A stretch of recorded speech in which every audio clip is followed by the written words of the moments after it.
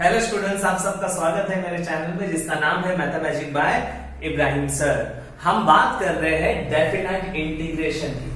अच्छा, ये definite integration का पहला लेक्चर नहीं, ऑलरेडी मैंने फर्स्ट लेक्चर बता दिया हुआ है। तो फर्स्ट लेक्चर में हम लोग ने डिस्कस किया था इंट्रोडक्शन टू डेफिनेट इंटीग्रेशन। हमने समझे थे कि भाई डेफिनेट इंटीग्रेशन कैसे दिखाई देता है, डेफिनेट इंटीग्रेशन और इनडेफिनेट इंटीग्रेशन में क्या चेंज है, क्या फर्क है, ये हमने समझे थे। डेफिनेट इंटीग्रेशन को सॉल्व करने का तरीका हम लोग ने समझे थे पहले लेक्चर में। ये डेफिनेट इंटीग्रेशन का सेकंड लेक्चर है। तो जिन लोग ने फर्स्ट लेक्चर नहीं देखा है, रिक्वेस्ट कर रहा हूं पहला लेक्चर देखो और फिर ये सेकंड लेक्चर देखो ताकि आपका कंसेप्ट अच्छे से क्लियर हो जाए। समझ में आ गया? अच्छा, अब ध्यान से देखो, मैं क्विक बता देता हूं कि भाई ये डेफिनेट इंटीग्रेशन दिखाई कैसे देता है। तो भाई डेफिनेट इंटीग्रेशन इस तरह से दिखाई देता है, I is equal to integration a to b f of x dx। इस तरह से दिखाई देता है डेफिनेट इंटीग्रेशन। इसको बोला जाता है लिमिट्स ऑफ इंटीग्रेशन। ये नीचे इसके लिए इसको बोला जाता है लोअर लिमिट, ये b ऊपर इसके लिए बोला जाता है उसको अपर लिमिट। पढ़ते कैसे है? तो integration a to b f of x dx इस तरह से पढ़ते हैं। अच्छा, अब डेफिनेट इंटीग्रेशन को अगर आपको सॉल्व करने का है तो भाई डेफिनेट इंटीग्रेशन को सॉल्व करने के दो तरीके होते हैं, जैसा लास्ट लेक्चर में हमने डिस्कस किया था। पहला टेक्निक है through technique of indefinite integration, यानी कि अगर आपको डेफिनेट इंटीग्रेशन का क्वेश्चन दिया हुआ है तो आप लोग उसको इनडेफिनेट जैसा सॉल्व कर सकते हो। इनडेफिनेट जैसा बोले तो लिमिट्स को भूल जाने का, इंटीग्रेशन निकालने का और इंटीग्रेशन निकालने के बाद लिमिट्स को सब्स्टिट्यूट कर देने का। ये पहला तरीका। इनडेफिनेट जैसा सॉल्व करो। जब लिमिट्स भूल जाओगे तो क्वेश्चन इनडेफिनेट का जैसा बन जाएगा। फिर इंटीग्रेशन निकालने का जो आंसर आया उसमें क्या करने का? लिमिट सब्स्टिट्यूट करने का। समझ में आ गया? ये इनडेफिनेट। लेकिन कभी कभी क्या होगा पता है क्या? आप जब लिमिट्स भूलोगे ना, कभी कभी ऐसा होगा ना, फंक्शन का इंटीग्रेशन ही निकाल नहीं पाओगे।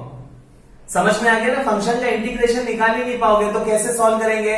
लिमिट सब्स्टिट्यूशन कब आता है? इंटीग्रेशन निकालने के बाद। फर्स्ट वीडियो में मैंने अच्छे से बता दिया था तरीका। समझ में आ गया ना? तो लिमिट्स को भूल गए, इंटीग्रेशन निकालना पड़ता है, उसके बाद में लिमिट सब्स्टिट्यूट करना पड़ता है। लेकिन इंटीग्रेशन कुछ क्वेश्चन में निकाल ही नहीं पाओगे। तो ऐसे क्वेश्चन सॉल्व होंगे प्रॉपर्टीज ऑफ डेफिनेट इंटीग्रेशन से। समझ में आ गया? तो भाई ये दो तरीके थे इंटीग्रेशन सॉल्व करने के लिए। आपको क्वेश्चन आएगा बस ऐसा, इवेल्युएट, और आपको बोला जाएगा सॉल्व करो। इस तरह से सॉल्व करना है, या ये मेथड प्रॉपर्टी दिया नहीं रहेगा, आपको पहचानने का रहेगा। तो आप लोग क्या करने का पता है क्या? हमेशा लिमिट्स भूल के इंटीग्रेशन निकालने का और उसके अंदर लिमिट सब्स्टिट्यूट करने का। That's it. लेकिन अगर आप लोग इंटीग्रेशन नहीं निकाल पाए तो एक और ऑप्शन होगा प्रॉपर्टीज ऑफ डेफिनेट इंटीग्रेशन से। समझ में आ गया? तो शुरुआत करते हैं आज का लेक्चर। टॉपिक है डेफिनेट इंटीग्रेशन को सॉल्व करेंगे इनडेफिनेट इंटीग्रेशन की टेक्निक से, और फिर नेक्स्ट वीडियो में हम बात करेंगे प्रॉपर्टीज ऑफ डेफिनेट इंटीग्रेशन की। समझ में आ गया? ध्यान से देखो, मैं स्टार्ट कर रहा हूं सम्स। तो स्टार्ट करते हैं डेफिनेट इंटीग्रेशन का टॉपिक। समझ में आ गया? ध्यान से देखो सम कैसे सॉल्व करेंगे। तो क्वेश्चन आपको दिया हुआ है, evaluate integration 0 to 2x² dx। आपको इसको क्या करने का है? सॉल्व करने का। समय पहली बात, जब भी आपको इंटीग्रेशन सॉल्व करने का है, इनडेफिनेट हो या डेफिनेट हो, समय पहले उसको I से रिप्रेजेंट कर देने का। 0 to 2x² dx। अच्छा, आप लोग को पता है ना ये इंटीग्रेशन कौन सा है? डेफिनेट इंटीग्रेशन है। रीजन क्या है? इसमें लिमिट्स आपको दिखाई दे रही है। तो भैया डेफिनेट इंटीग्रेशन का क्वेश्चन है। अच्छा, अब इसको सॉल्व कैसे करने का पता है क्या?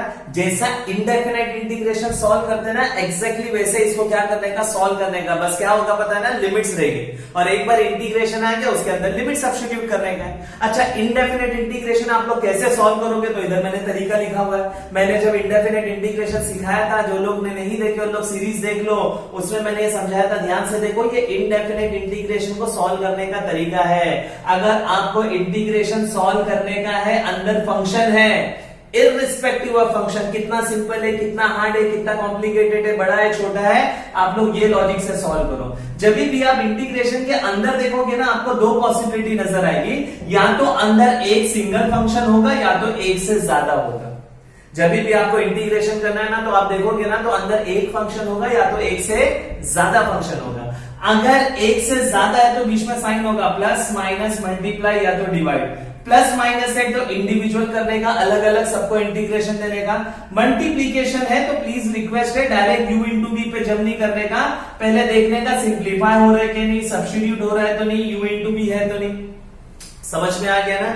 ये 3 तरीके हैं अगर इंटीग्रेशन में मल्टीप्लीकेशन साइन आता है। लास्ट में डिवीजन फंक्शन हुआ, अगर डिवीजन हुआ 2 फंक्शन है बीच में डिवीजन साइन, तो उसको एक फंक्शन समझने का एग्जांपल ऐसा x upon x plus 1 dx। अगर आपको क्वेश्चन ऐसा आता है, इसको एक फंक्शन समझ के सॉल्व करने का, ये पूरा एक फंक्शन। अब एक फंक्शन को कैसे सॉल्व करते हैं, तो जब भी एक फंक्शन होगा, remove constant out if any, कोई कांस्टेंट है तो उसको बाहर निकालो। कांस्टेंट बाहर निकालने के बाद इंटीग्रेशन में 3 पॉसिबिलिटी बचेगी, या तो स्टैंडर्ड फॉर्म होगा, या तो कंपोजिट फॉर्म होगा, या तो अदर फॉर्म होगा। स्टैंडर्ड, कंपोजिट या तो अदर फॉर्म। समझ में आ गया? अच्छा प्लीज रिक्वेस्ट है, मैं बता दे रहा हूं, डेफिनेट इंटीग्रेशन आने के लिए या डेफिनेट इंटीग्रेशन अच्छे से आने के लिए आपको इनडेफिनेट इंटीग्रेशन का नॉलेज होना जरूरी है। अगर इनडेफिनेट इंटीग्रेशन नहीं आता, डेफिनेट इंटीग्रेशन नहीं आएगा, और ना तो इसके बाद वाला टॉपिक है एप्लीकेशन, वो भी आपको नहीं आएगा। समझ में आ गया ना? तो डेफिनेट इंटीग्रेशन स्टार्ट करने से पहले इनडेफिनेट अच्छे से पढ़ो। अगर इनडेफिनेट आता ना, ये तो कुछ भी नहीं है प्लीज। देखो पूरा इंडेफिनेट जैसे ही सॉल्व करने का, बस एक स्टेप आगे लिमिट सब्स्टिट्यूट करने का है, और जो लिमिट सब्स्टिट्यूशन का काम है ना, वो बहुत आसान है। तरीका अपर लिमिट माइनस लोअर लिमिट, तो टेंशन नहीं है प्लीज। इनडेफिनेट कर लो, ये टॉपिक आराम से हो जाएगा। हाँ, डेफिनेट इंटीग्रेशन में अगर कुछ सीखने जैसा है तो वो प्रॉपर्टीज, क्योंकि वो इनडेफिनेट में नहीं है, डेफिनेट में प्रॉपर्टी होती है, वो चीज है। लेकिन ये सब तो सिंपल बहुत आसान है। इनडेफिनेट कर लो, ये पूरा टॉपिक हो जाएगा। ध्यान से देखो, तो इसको सॉल्व करने का, भूल जाने का लिमिट्स है क्या? इनडेफिनेट जैसा सॉल्व करो, कितने फंक्शन है तो मेरे को बता, एक ही है। देखो एक ही सिंगल फंक्शन है। रिमूव कांस्टेंट ऑफ द पेनी, कोई कांस्टेंट है नहीं है, तो ये स्टैंडर्ड है, कंपोजिट है, तो ये तो स्टैंडर्ड फॉर्मूला है ना x रेज़ टू n का। x रेज़ टू n क्या आता है? x raise to n plus 1 upon n plus 1। अच्छा, इनडेफिनेट में हर आंसर के बाद प्लस सी लिखना पड़ता है, लेकिन मेरे को पता है, मैंने तुम्हारे को इंट्रोडक्शन लेक्चर में बताया था डेफिनेट के, कि डेफिनेट इंटीग्रेशन में प्लस सी नहीं आता है। क्यों पता है ना? वो प्लस सी कैंसिल हो जाता है ना? आप पहला लेक्चर देखो तो समझ में आएगा इसका। तो अब ध्यान से देखो, इसका इंटीग्रेशन का आ गया आंसर। अब लिमिट्स लिखने का, ऐसा स्क्वायर ब्रैकेट डालने का, इधर लिखने का 0 2। समझ में आ गया? अच्छा, अब इसमें लिमिट सब्स्टिट्यूट करो, आपका आंसर आ जाएगा। लिमिट कैसे सब्स्टिट्यूट करके, ध्यान से देखो प्लीज। तो ये पूरे फंक्शन में ना x के विद रिस्पेक्ट टू x कर रहा ना, ये पूरे फंक्शन में जिधर भी x है उधर अपर लिमिट डालो। इधर तो खैर एक ही x है ना, कितने भी x रहने दो, सब जगह अपर लिमिट डालने का। फिर क्या करने का? अपर लिमिट माइनस लोअर लिमिट, ये तरीका है लिमिट सब्स्टिट्यूट करने का। समझ में आ गया ना? पूरे फंक्शन में x की जगह पे अपर लिमिट, ये पूरे फंक्शन में इधर एक ही x है, जितने भी x होते हैं अगर एग्जांपल, सब जगह अपर लिमिट डालता, माइनस लिखता, वापस से यही फंक्शन में जिधर भी x है उधर लोअर लिमिट डालता। देखो मैं बता रहा हूं, x के जगह पे अपर लिमिट, देखो 3 था, क्यूब था, ये x के जगह पे अपर लिमिट डाला, फंक्शन खत्म हो गया। माइनस वापस यही फंक्शन में x के जगह पे लोअर लिमिट डालो, क्या आ जाएगा? 0 क्यूब अपॉन 3। अब इसको सिंप्लीफाई करो, मेरे को बताओ ये कितना हो जाएगा? 2 क्यूब 8 अपॉन 3, माइनस 0 क्यूब बोले तो 0 अपॉन 3, 8 अपॉन 3 आए। ये आंसर आ गया ना? 0 अपॉन एनीथिंग 0, 8 अपॉन 3, और फाइनली क्या होता है? इधर आई होता है, तो आई लिख देने का ना, सिर्फ ये हो गया आप लोगों का आंसर। इतना आसान है डेफिनेट इंटीग्रेशन, कुछ नहीं, पूरा इनडेफिनेट जैसा सॉल्व करने का, बस एक्स्ट्रा स्टेप। एक बार इंटीग्रेशन का आंसर आ गया, लिमिट सब्स्टिट्यूट करने का तरीका मैंने बता दिया, अपर लिमिट माइनस लोअर लिमिट। समझ में आ गया? पक्का याद रहेगा। अब ऐसे ही अपन क्या करेंगे पता है क्या? क्वेश्चन सॉल्व करेंगे। अच्छा, डेफिनेट इंटीग्रेशन में कौन से क्वेश्चन आएंगे? तो जो क्वेश्चन आए थे ना इनडेफिनेट में, सेम क्वेश्चन रिपीट होंगे, बस उन लोग पे क्या होगा? लिमिट्स होता है। तो अपन ने क्या सीखे थे पता है? स्टैंडर्ड फॉर्म पे क्वेश्चन आएंगे आपको, कंपोजिट फॉर्म पे क्वेश्चन आएंगे आपको, अदर फॉर्म पे क्वेश्चन आएंगे। तो क्वेश्चन इनडेफिनेट जैसे होगा, बस लिमिट्स होगा। तो इनडेफिनेट अच्छे से कर लो, और डेफिनेट का आपको जरा भी टेंशन नहीं रहेगा। समझ में आ गया? पक्का याद रहेगा। और बहुत सारे सम्स देखते ताकि डेफिनेट इंटीग्रेशन का टेंशन खत्म हो जाए अच्छे से। ध्यान से देखो प्लीज, एक और क्वेश्चन देख लेते हैं। देखो, इवेलुएट दिया हुआ 0 to 1 x square minus 2x plus 4 dx। इसको आप लोगों को सॉल्व करने का है। कैसे ये सॉल्व होगा? तो ध्यान से देखो, सब में पहला काम क्या करेंगे पता है ना? इसको i से रिप्रेजेंट कर देंगे, तो ये क्या हो जाएगा बताओ? 0 to 1 x square minus 2x plus 4 dx। समझ में आ गया? पक्का याद रहेगा आई से रिप्रेजेंट करने का। अब इसको इनडेफिनेट जैसे ही सॉल्व करो ना, देखो अंदर कितने फंक्शन है? तो भाई 1 है, 2 है, 3 है, 3 मोर देन 1 फंक्शन है, तो साइन देखो बीच में कौन सा है? प्लस और माइनस है, अलग अलग कर देने का, इंडिविजुअल। समझ में आ गया? अच्छा, इंडिविजुअल करते टाइम कांस्टेंट है क्या देखने का, बाहर निकाल देने का, बहुत आसान। ध्यान से देखो, एक्स स्क्वायर dx इंटीग्रेशन, इसको भी जाएगा, इसको भी जाएगा, इसको भी जाएगा, कांस्टेंट बाहर 0 to 1 -2 integration 0 to 1 x dx +4 integration 0 to 1 dx। समझ में आ गया? अलग अलग कर दिया, कांस्टेंट बाहर, क्योंकि फंक्शन के बीच में प्लस माइनस था। अच्छा, अब इसका इंटीग्रेशन क्या होगा, एक्स स्क्वायर का अभी किए थे x³ लिमिट्स लिखना पड़ेगा 0 to 1 -2, इसका क्या हो जाएगा मेरे को बताओ, x² 0 to 1 +4, इसका क्या हो जाएगा मेरे को बताओ, 1 का इंटीग्रेशन x 0 to 1। समझ में आ गया? अब इसमें लिमिट सब्स्टिट्यूट कर दो, अपर लिमिट माइनस, तो मेरे को बताओ इधर सब अलग अलग है, इधर x के जगह पे अपर लिमिट डालो, फिर माइनस लोअर लिमिट, x के जगह पे अपर लिमिट डालो तो कितना होगा, 1³ माइनस, पहले वाले में काम चालू है, माइनस लोअर लिमिट तो 0/3, पहला वाला खत्म, मैंने अपर लिमिट 1 डाल दिया, -0 माइनस 2 बाहर है। अब इधर अपर लिमिट डालो जरा, ये तो 2 मैंने ये लिखा, अब इसके अंदर अपर लिमिट माइनस, तो अपर लिमिट x के जगह पे क्या डालो 1, तो क्या होगा मेरे को बताओ, 1/2 माइनस 0/2 +4। अब इधर क्या होगा पता ना, अपर लिमिट देखो, x के जगह पे अपर लिमिट डाल दिया, माइनस लोअर लिमिट, देखो इतना आसान है।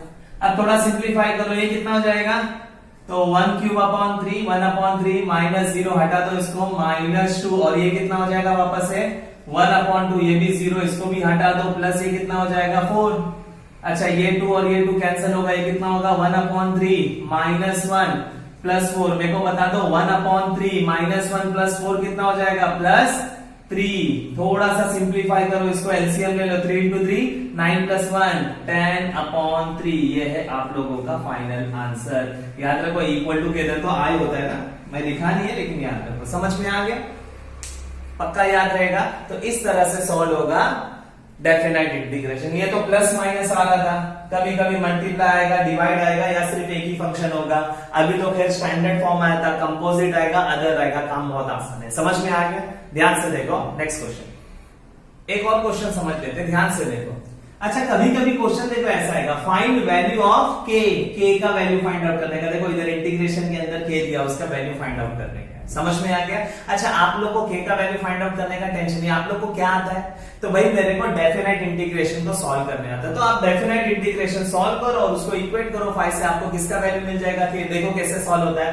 तो भाई सब में पहला काम क्या करेंगे पता है ना, अब इसको आई से रिप्रेजेंट करने का नहीं, क्योंकि मेरे को इंटीग्रेशन आई का वैल्यू फाइंड आउट नहीं करने का, मेरे को के का वैल्यू। तो आप लोग डायरेक्ट सम स्टार्ट कर सकते हो। कैसे सॉल्व करोगे, इक्वल टू 5, ये भूल जाओ, नॉर्मल तरीका। भाई इंटीग्रेशन सॉल्व करने का ये इंपॉर्टेंट है, हर सम यही तरीके से सॉल्व होगा। तो भाई इंटीग्रेशन सॉल्व करने का दो फंक्शन है, बीच में कौन सा साइन है, तो भाई प्लस साइन है। कैसे करोगे, अलग अलग कर दो। तो क्या होगा देखो, अलग अलग करते टाइम कांस्टेंट बाहर, 3 बाहर, integration 0 to 1 x² dx plus के बाहर, integration 0 to 1 x dx equal to 5। अब ये 3 ऐसे ही होगा। अब इसका आप लोग इंटीग्रेशन निकालो, x² का कितना आ जाएगा, x³ standard formula 0 to 1 plus के। मेरे को बताओ इंटीग्रेशन ऑफ x कितना होता है, तो भाई x²/2 होता है। अच्छा, मैक्सिमम बच्चे ना इंटीग्रेशन ऑफ x1 लिख देते हैं। इंटीग्रेशन ऑफ x1 नहीं होता है, डेरिवेटिव ऑफ x क्या होता है 1, लेकिन बच्चे लोग इंटीग्रेशन ऑफ x1 लिखते हैं, ऐसा नहीं करने का प्लीज। Equal to 5। अच्छा, अब इसके अंदर लिमिट सब्स्टिट्यूट करो, ध्यान से देखो। मैं अपर लिमिट सब्स्टिट्यूट कर रहा हूं, जिधर भी x है उधर 1 डालूंगा, तो 1³ माइनस इधर क्या आएगा 0/3, लोअर लिमिट 0 है तो अपर लिमिट 1 माइनस 0 डाल दिया, प्लस के इधर भी अपर लिमिट डालो तो कितना आएगा 1² माइनस 0/2 इक्वल टू 5। अब थोड़ा सिंप्लीफाई करो, मेरे को बताओ इधर क्या बचेगा, बाहर 3 है, अंदर क्या बचेगा, 1³ बोले तो 1 होता है, 1/3, ये तो गायब 0 हो जाएगा ना, 0/0 प्लस इधर बचेगा के, और इधर क्या बचेगा बताओ 1² 1 1/2, और आगे वाला पार्ट तो 0 हो जाएगा, इक्वल टू 5, ये कैंसल तो 1 प्लस ये हो जाएगा k अपॉन 2 इक्वल टू 5। मेरे को k का वैल्यू चाहिए ना, पहला 1 को उधर भेज दो, तो k upon 2 equal to 5 minus 1, k upon 2 equal to 4। अब k का वैल्यू चाहिए, 2 को भी इक्वल टू के उधर भेजो, 2 इज इक्वल टू कितना हो जाएगा, sorry k is equal to कितना हो जाएगा 8। समझ में आ गया? तो भाई डेफिनेट में ऐसा भी क्वेश्चन आ सकता है, find value of unknown, question number 1 में 2 मार्क्स के लिए आ सकता है, एकदम आसान है, ज्यादा टेंशन नहीं है। समझ में आ गया? पक्का याद रहेगा। और क्वेश्चंस देखते रहो। समझ में आ गया? ध्यान से देखो नेक्स्ट क्वेश्चन। एक और एग्जांपल समझ लेते हैं डेफिनेट इंटीग्रेशन में। Integration 2 to 3 1 upon 2x plus 5 dx। हम पहले इसको रिप्रेजेंट करो भाई किससे, i से, तो ये 2 upon 3 1 upon 2x plus 5 dx। समझ में आ गया? अब इसका आप लोग को क्या सॉल्व करने का, तो भाई इसका इंटीग्रेशन सॉल्व करने का कैसे निकालोगे पता है ना? तो चेक करो भाई, ये कितना फंक्शन है, एक ही है ना, न्यूमरेटर अपॉन डिनोमिनेटर इंटीग्रेशन में आता है, तो एक ही फंक्शन होता है ऐसा। जब भी इंटीग्रेशन में न्यूमरेटर अपॉन डिनोमिनेटर आ गया, इसको एक फंक्शन समझते हैं। एक फंक्शन को सॉल्व कैसे करते हैं, remove constant out if any, कोई कांस्टेंट है नहीं है भाई, तो ये स्टैंडर्ड फॉर्म है, कंपोजिट फॉर्म है, या तो अदर फॉर्म है। तो भाई ये कौन सा फॉर्म है पता है क्या, कंपोजिट फॉर्म है। किसका कंपोजिट फॉर्म है पता है, 1 अपॉन x का। 1 अपॉन x का क्या होता है, log x, तो इसका भी वही आएगा। तो ध्यान से देखो क्या होगा पता है क्या, ये कंपोजिट फॉर्म है, ये वाला देखो कंपोजिट, तो इसका कैसा आएगा पता है ना, log 2x प्लस 5 अपॉन में x के साथ क्या है भाई, x के साथ 2 है, वही लिख लो। इंटीग्रेशन है क्या, लिमिट्स का करना पड़ेगा कुछ ना कुछ, ये है 2 to 3। समझ में आ गया? अब लिमिट सब्स्टिट्यूट करो, पूरे फंक्शन में अपर लिमिट डालो, फिर पूरे फंक्शन में लोअर लिमिट डालो। समझ में आ गया? अच्छा एक चीज मैं बता रहा हूं, ध्यान से देखो प्लीज, इंपॉर्टेंट चीज बता देता हूं। एग्जाम्पल ले रहा हूं, x² अपॉन 2 है और आपको लिमिट्स डालने का है। मेरे को बताओ आप लोग लिमिट्स किस में डालने वाले हो, तो भाई मैं लिमिट्स डालने वाला हूं x में। तो ये कांस्टेंट है ना आपके पास, ये 2 कांस्टेंट है, तो इसको चाहो तो आप लोग बाहर निकाल सकते हो ऐसा, 1 अपॉन 2 ऐसा, और बचेगा अंदर x² 0 to 1। अब इसके अंदर आप लोग क्या कर सकते हो, लिमिट सब्स्टिट्यूट कर सकते हो। क्या हो जाएगा, 1² माइनस 0, तो 1 अपॉन 2 1, आंसर आएगा 1 अपॉन 2। या तो डायरेक्ट भी लिमिट सब्स्टिट्यूट करते, या तो कांस्टेंट भी बाहर निकाल सकते हो। लेकिन अगर एक फंक्शन हुआ तो कांस्टेंट निकालने का, बहुत सारे फंक्शन है तो कांस्टेंट नहीं, याद रहेगा प्लीज। तो ये भी एक तरीका है, लेकिन अगर नहीं समझ में आया तो बेसिक तरीके से रहो। अब ये आंसर आ गया, इसमें लिमिट सब्स्टिट्यूट करेंगे, कौन सी लिमिट सब्स्टिट्यूट करेंगे, अपर लिमिट माइनस लोअर लिमिट। समझ में आ गया? अच्छा कैसा करेंगे, तो i इज इक्वल टू क्या हो जाएगा, मेरे को बताओ, पूरे फंक्शन में जिधर भी x है उधर अपर लिमिट डालो। समझ में आ गया ना? तो अपर लिमिट क्या है मेरे को बताओ, अपर लिमिट है भाई 3, तो इधर x की जगह पे 3 डालूंगा, तो क्या आंसर आएगा, ध्यान से देखो, मैं अपर लिमिट डाल रहा हूं, log 2 3, देखो अपर लिमिट प्लस 5 अपॉन 2। देखो कुछ नहीं किया, ये फंक्शन में इंटीग्रेशन निकाला कंपोजिट फॉर्म से, इधर मैंने अपर लिमिट डाला। समझ में आ गया? माइनस लोअर लिमिट, जिधर x है उधर मैं लोअर लिमिट डालूंगा, तो लॉग पूरा का पूरा वैसे ही आएगा, 2 प्लस 5 अपॉन में 2। सही है? i is equal to log, मेरे को बताओ इसको थोड़ा सिंप्लीफाई करो, तो ये कैसे हो जाएगा, मेरे को बताओ ये कितना हो जाएगा, 2 इंटू 3 6 प्लस 5 कितना हो जाएगा 11 अपॉन 2 माइनस लॉग ये कितना हो जाएगा पता है ना, 2 इंटू 2 4 प्लस 5 कितना हो जाएगा 9 अपॉन 2। याद रखना 9 अपॉन 2 नहीं अलग है, ये 2 डिनोमिनेटर में, नहीं तो बच्चे लोग भाई घर में ऐसा लिख देते हैं 9 अपॉन 2, नहीं रॉन्ग हो जाएगा प्लीज। अच्छा ध्यान से देखो, आंसर आप लोग को आ गया, आप लोग ऐसा रख सकते हो, लेकिन मैथ्स में जितना आंसर आप लोग सिंप्लीफाई करोगे उतना अच्छा। खास करके लॉग है तो लॉग की प्रॉपर्टी इस्तेमाल कर सकते हो, तो लॉग की property log a minus log B, लेकिन डिनोमिनेटर में 2 है, ये प्रॉब्लम देगा, तो मैं क्या कर रहा हूं, दोनों में से ये 2 बाहर निकाल रहा हूं। ध्यान से देखो, 1 अपॉन 2 बाहर निकाल दिया, अब क्या आंसर आया, लॉग 11 माइनस लॉग 9। अब इसको कैसे लिख सकते हैं, i is equal to 1 upon 2 log a minus log b, क्या हो जाएगा लॉग ए बाई बी। तो ये है आप लोगों का फाइनल आंसर। समझ में आ गया? पक्का याद रहेगा। तो याद रखो टॉपिक चालू है डेफिनेट इंटीग्रेशन के सम सॉल्व कर रहे हैं। समझ में आ गया? मैं आगे बढ़ता हूं नेक्स्ट क्वेश्चन पे, ध्यान से देखो। नेक्स्ट सम समझ लेते हैं। क्वेश्चन दिया हुआ है integration 0 to 1 upon x square plus 4 dx। हमने पहला काम क्या करेंगे, वो आई से रिप्रेजेंट कर देंगे।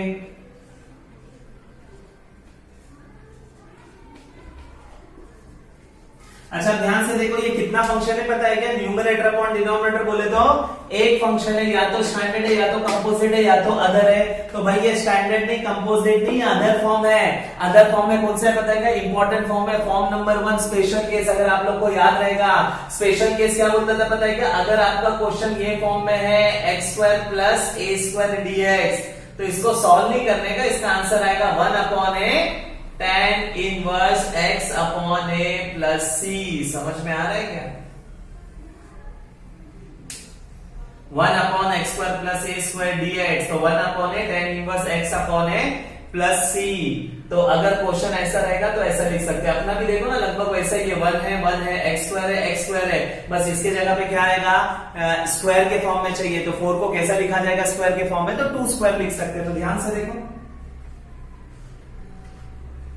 0 to 2 1 upon x square plus 4 को कैसे लिखेंगे? 2 स्क्वायर dx। अब मेरे को बताओ इसका आंसर कितना आएगा? इसका आंसर क्या आएगा? तो भाई 1 अपॉन 2 कंपेयर करो, अपना a2 है, tan इनवर्स x अपॉन 2 क्या आएगा? 0 to 2। समझ में आ गया ना? अब इसमें क्या करने का पता है क्या? लिमिट सब्स्टिट्यूट करने का। किसमें? x के जगह पे पूरे फंक्शन में अपर लिमिट, पूरे फंक्शन में लोअर लिमिट। तो ध्यान से देखो, मैं अपर लिमिट सब्स्टिट्यूट कर रहा हूं, 1 अपॉन 2, अपर लिमिट क्या है? 2, तो x के जगह पे tan इनवर्स, ध्यान से देखो मैंने अपर लिमिट डाल दिया, x के जगह पे 2 डाला, सेम वैसे ही लिखा हुआ है x के जगह पे अपर लिमिट, माइनस, मैं इरेज कर दे रहा हूं, माइनस वापस पूरा वैसे लिखूंगा फंक्शन, बस x के जगह पे क्या डाल दूंगा? Lower limit 0 upon 2। ध्यान से देखो, जिन लोग को लिमिट सब्स्टिट्यूशन का कंसेप्ट समझना नहीं, तरीका क्या है? अपर limit minus lower limit, x के जगह पूरा वैसे ही लेगा, बस x की जगह पे अपर लिमिट देखो पूरा वैसे ही, x के जगह पे अपर लिमिट माइनस वापस से पूरा वैसे ही x के जगह पे लोअर लिमिट। अब थोड़ा सिंप्लीफाई करो भाई, ये 1 अपॉन 2 हो जाता है, ये हो जाएगा tan इनवर्स 1, 2 और 2 कैंसिल हो जाएगा, 1 हो जाएगा, माइनस ये हाफ हो जाएगा और ये हो जाएगा tan इनवर्स 0। और जहां तक अपन को पता है 1 अपॉन 2 tan इनवर्स 1 कितना होता है? π/4, माइनस 1 अपॉन 2 और tan इनवर्स 0 कितना होता है? 0। तो फाइनल आंसर आएगा π/8। I इज इक्वल टू, समझ में आ गया? पक्का याद रहेगा? तो प्लीज याद रखो, आप लोग को डेफिनेट इंटीग्रेशन पे जो क्वेश्चन आएगा ना, सेम इंडेफिनेट आएगा। तो जो जो टॉपिक अपन ने कवर किए इंडेफिनेट इंटीग्रेशन पे, कोई भी टॉपिक पे क्वेश्चन आ सकता है। देखो अभी आया था अपने को कौन सा? फॉर्म नंबर 1 स्पेशल, कभी रैशनल टर्म पे आएगा, कभी फॉर्म नंबर 3 पे आएगा, 2 पे आएगा, कोई भी क्वेश्चन आ सकता है। u इंटू v पे क्वेश्चन आएगा, पार्शियल फ्रैक्शन पे क्वेश्चन आएगा, बस खाली क्या करेंगे? क्वेश्चन वैसा ही होगा, खाली लिमिट्स देंगे। समझ में आ गया ना? तो एक बार इनडेफिनेट अच्छे से हो गया ना, ये काइंड ऑफ रिवीजन होता है इनडेफिनेट का डेफिनेट, पूरा वैसे ही सॉल्व करो, बस लिमिट सब्स्टिट्यूट करो। लिमिट सब्स्टिट्यूशन का तरीका याद रखो, अपर लिमिट माइनस लोअर लिमिट। और एग्जांपल देखते हैं ताकि कंसेप्ट और क्लियर हो। समझ में आ रहा है? ध्यान दीजिए। नेक्स्ट क्वेश्चन देखिए, क्वेश्चन दिया हुआ है 0 to 1 x square upon x square plus 1 dx। इसको सॉल्व करने का सब में पहला मैं आई से रिप्रेजेंट कर देता हूं, 0 to 1 x square upon x square plus 1 dx। अब इसको सॉल्व करने का, कैसे सॉल्व करोगे? तो प्लीज जरा भी टेंशन नहीं है, इनडेफिनेट इंटीग्रेशन के टेक्निक से सॉल्व कर दो, लिमिट्स भूल जाओ। देखो इंटीग्रेशन, तो भाई ये स्टैंडर्ड फॉर्म तो नहीं दिखाई दे रहा है, स्टैंडर्ड फॉर्म नहीं है, कंपोजिट फॉर्म नहीं है, हाँ भाई ये अदर फॉर्म है। अदर फॉर्म में ये कौन सा फॉर्म है पता है? ऊपर भी x वाले टर्म, नीचे भी x वाले टर्म, ये रैशनल टर्म का क्वेश्चन है। ऊपर नीचे दोनों x वाले टर्म बोले तो ये रैशनल टर्म का क्वेश्चन है। अब रैशनल टर्म के क्वेश्चन को कैसे सॉल्व करते हैं? तो आप लोग को पता है रैशनल टर्म को सॉल्व करने के 2 तरीके थे, सिंपल मेथड और यूनिवर्सल मेथड। समझ में आ गया ना? तो भाई ये जो क्वेश्चन है वो सिंपल मेथड से सॉल्व होगा, रैशनल टर्म के सिंपल मेथड से। सिंपल मेथड क्या बोलता है पता है? कि जैसा आपका डिनोमिनेटर है ना वैसा न्यूमरेटर बनाओ। सिंपल मेथड क्या बोलता है, जैसा आपका डिनोमिनेटर है वैसा आपका न्यूमरेटर बना दो। आपका डिनोमिनेटर कैसा है, एक्स स्क्वायर प्लस 1, वैसा ही न्यूमरेटर बनाओ। तो न्यूमरेटर में ऑलरेडी एक्स स्क्वायर है, बस आपको प्लस 1 चाहिए। प्लस 1 कैसे लेके आओगे, तो भाई प्लस 1 कर दो। खुद से कुछ किया तो क्वेश्चन का मीनिंग चेंज, तो मीनिंग चेंज ना, इसके लिए -1 भी कर दो। ध्यान से देखो, बहुत आसान है ये रैशनल टर्म। एक्स स्क्वायर, देखो डिनोमिनेटर आपका है एक्स स्क्वायर प्लस 1, जैसा डिनोमिनेटर वैसा न्यूमरेटर चाहिए। तो डिनोमिनेटर है एक्स स्क्वायर प्लस 1, तो इधर भी प्लस 1 चाहिए। क्वेश्चन का मीनिंग चेंज ना, इसके लिए -1। समझ में आ गया। आगे का भी तरीका फिक्स है, ये जो डिनोमिनेटर है दोनों को दे दो, तो 0 to 1 ऐसे ही रहेगा। ये होगा x square plus 1 upon x square plus 1 minus 1 upon x square plus 1 dx। बहुत आसान, समझ में आ गया। अब ये तो i इज इक्वल टू ये कैंसल क्या होगा 1। तो आपका क्वेश्चन कैसा दिखाई देगा पता है ना, i is equal to integration 0 to 1 minus 1 upon x square plus 1 dx। समझ में आ गया। अब क्या करेंगे पता है ना, i इज इक्वल टू, मेरे को बताओ कितने फंक्शन है, तो भाई 2 फंक्शन है, बीच में कौन सा साइन माइनस, क्या करोगे अलग अलग। तो भाई 0 to 1 dx minus 0 to 1 upon x square plus 1 dx। सही है। अब i इज इक्वल टू, मेरे को बताओ इंटीग्रेशन ऑफ 1 क्या होता है, तो भाई इंटीग्रेशन ऑफ 1 कितना होता है, x। समझ में आ गया ना, इंटीग्रेशन ऑफ 1 क्या होता है, x। 0 to 1 माइनस ये क्या होगा, तो भाई ये स्टैंडर्ड फॉर्मूला है, integration of 1 upon x square plus 1 हो जाएगा tan inverse of x। 0 to 1 i is equal to, ये क्या होगा मेरे को बताओ, x upper limit minus lower limit, limit substitute, इसमें भी लिमिट डालो, ये हो जाएगा tan inverse 1 minus tan inverse 0। थोड़ा सा एडजस्ट कर लो भाई, ये tan inverse 0 upper limit minus lower limit. अब i इज इक्वल टू 1 होगा, ये 0 हटाओ, minus tan inverse 1 pi by 4 minus tan inverse 0। अब i is equal to 1 minus pi by 4 चाहिए, तो आप लोग इसका एलसीएम लेके और अच्छे से सॉल्व कर सकते हो। समझ में आ गया। तो ये था एक क्वेश्चन किसके ऊपर, रैशनल टर्म के ऊपर। समझ में आ रहा है ना। एक और एग्जांपल समझ लेते हैं। क्वेश्चन दिया हुआ है 0 to 5 cos x minus sin x dx। समय पहला जो भी क्वेश्चन दिया होगा उसको i से रिप्रेजेंट कर दो। 0 to pi cos x minus sin x dx। समझ में आ गया। तो जो भी क्वेश्चन दिया था सब में पहले उसको i से रिप्रेजेंट करेंगे। 0 to pi cos x minus sin x dx। अब इसको क्या करने का, सॉल्व करने का तरीका, लिमिट्स भूल के इनडेफिनेट जैसा सॉल्व करो। मेरे को बताओ कितना फंक्शन है, तो भाई 2 फंक्शन है, बीच में कौन सा साइन है, माइनस। कैसे सॉल्व करोगे, तो भाई अलग अलग करने का। तो ये क्या हो जाएगा पता है ना, 0 to pi cos x dx minus 0 to पाई क्या हो जाएगा, sin x dx। समझ में आ गया। तो भाई 2 फंक्शन थे, बीच में माइनस साइन था, मैंने अलग अलग कर दिया। अच्छा अब क्या करने का पता है ना, अब देखो स्टैंडर्ड है, कंपोजिटर है, तो भाई ये क्या है, cos x, integration of cos x क्या होता है, sin x। 0 to pi minus, मेरे को बताओ इसका क्या आएगा, sin x का, sin x का आएगा क्या बताओ, माइनस cos x। 0 to पाई। अब क्या करेंगे, इसमें लिमिट सब्स्टिट्यूट करेंगे, क्या हो जाएगा मेरे को बताओ, लिमिट, मैं अपर लिमिट डाल रहा हूं, sin पाई माइनस साइन 0। बहुत आसान है, x के जगह पे अपर लिमिट डाला, माइनस लोअर लिमिट। अच्छा अभी इसमें मेरे को लिमिट सब्स्टिट्यूट करने का, अपर लिमिट माइनस लोअर लिमिट। तो लेकिन आप लोग क्या देख सकते हो, पता है कि ये माइनस साइन है ना, ये माइनस को आप लोग बाहर निकालो। अगर माइनस, देखो नॉर्मली आप लोग याद रखो, अगर एक ही फंक्शन है और इसमें लिमिट्स डालना है तो माइनस या कांस्टेंट को आप बाहर निकाल सकते हो, क्योंकि अगर मैंने माइनस साइन नहीं निकाला ना, थोड़ा कंफ्यूजन का चांस है। अपर लिमिट माइनस लोअर लिमिट, तो माइनस को आप लोग क्या करो पता है क्या, बाहर निकालो। ये माइनस को जब आप बाहर निकालोगे तो क्या हो जाएगा, प्लस, अंदर क्या बचेगा, cos x 0 to पाई। ध्यान से देखो सब। अब i इज इक्वल टू, मैंने एक स्टेप में क्या किया, ये माइनस को बाहर निकाला ऐसा, तो प्लस हो गया। अच्छा अब साइन पाई कितना होता है पता है, कैलकुलेटर पे आप लोग चेक कर लो, साइन पाई 0 होता है, या किसको बाय हार्ट रहेगा, याद रहेगा तो भी चलेगा। व्हाट इज साइन 0, साइन 0 भी कितना होता है, 0 होता है। प्लस आप लोग को पता है cos पाई कितना होता है, x के जगह पे अपर लिमिट डालो तो ये हो जाएगा cos पाई माइनस क्या हो जाएगा cos 0। इधर अभी लिमिट सब्स्टिट्यूट कर दिया मैंने, समझ में आ गया। अब ये तो पूरा पार्ट क्या हो जाएगा 0 प्लस, अब मेरे को बताओ ये कितना हो जाएगा cos पाई -1 होता है, माइनस cos 0 कितना होता है 1 होता है, तो i इज इक्वल टू -1 कितना हो गया -2 हो गया। तो ये है आप लोगों का आंसर। समझ में आ रहा है, काम बहुत आसान है। इनडेफिनेट जैसे सॉल्व करने का, लिमिट सब्स्टिट्यूट करने का तरीका अपर लिमिट माइनस लोअर लिमिट, समझ में आ गया। अच्छा ये तो हमने थोड़ा बहुत नॉर्मल क्वेश्चन सॉल्व कर दिए। नेक्स्ट लेक्चर में हम बात करेंगे थोड़े से टफ क्वेश्चन की, जैसे u इंटू v का एग्जांपल ले लेंगे, पार्शियल फ्रैक्शन का एग्जांपल लेंगे और मेथड ऑफ सब्स्टिट्यूशन का एग्जांपल लेंगे, ताकि आप लोगों का डेफिनेट इंटीग्रेशन का कंसेप्ट पूरा क्लियर हो जाए। समझ में आ गया। आई होप आपको ये वीडियो समझ में आ रहेगा। नेक्स्ट लेक्चर में थोड़े से टफ क्वेश्चन की बात करेंगे और फिर उसके बाद बात करेंगे हम लोग प्रॉपर्टीज ऑफ डेफिनाइट इंटीग्रल की। समझ में आ रहा है। Thank you.